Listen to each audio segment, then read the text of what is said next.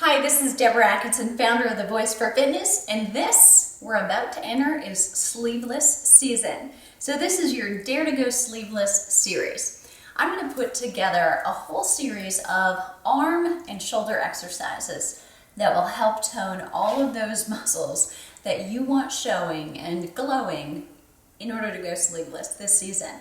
So a couple of things. If you want those beautiful muscles to show underneath, you also still have to be concerned about your nutrition, cutting out, reducing sugar, making sure that any food you consume that turns easily to sugar, including wine, white potatoes, white bread, white flour, you also are eliminating. Make sure you get adequate protein and adequate, but not too few and not too many calories. It's a big part of seeing the tone that you're creating because we cannot spot reduce. We can't spot rid of fat or spot fat burn, in other words. But we can tone the muscle underneath. So if you do your part with nutrition and quality cardiovascular exercise, whether that is a long walk a couple times a week, which would be great, or some high intensity intervals a couple times a week, which would be a great balance.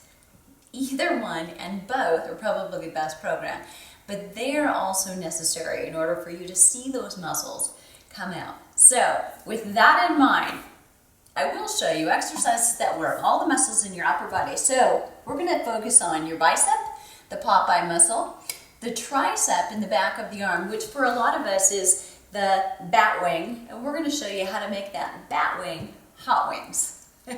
And remember, some of the fat that's there is not going to go away, but the muscle tone will come out and will help you look a little bit better, feel a little bit more confident.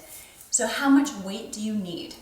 When we talk about upper body, the biceps and the triceps are fairly strong, but they're still small muscle groups compared to, say, your chest or your back, big muscles in your legs.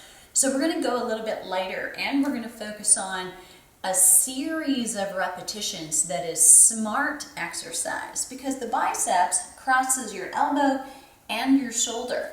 So when we only do this kind of a movement, we only work the bicep crossing our elbow, and we don't develop the full tone capacity that we have. So I'm going to show you how we can combine both the elbow and the shoulder in one kind of a longer exercise series in a big set so that you can get the majority of your tone from that and not have to do multiple exercises for that one teeny tiny muscle group. If you're also doing chest press or push-ups, you're working those muscles in other ways, doing other activities, and that's wonderful. If you really want some tone buff upper arms, start swimming. It's a great exercise. So think about how much weight you need. So if you're just starting out, just coming off the couch or away from the computer, 2 to 3 pounds, maybe 5 or 8 is very appropriate for biceps and triceps. And with the exercises we're going to do, that may be enough because there will be a cumulative effect. When you start, you may be thinking, oh, this is going to be really easy. Maybe I should lift more. As we progress, I'm hoping that you understand it gets harder, and that's on purpose. So I want you to feel that way. You're starting too easy, pretty easy, getting a little more challenging and really challenging by the time you're done within what's appropriate for you. Nothing should hurt.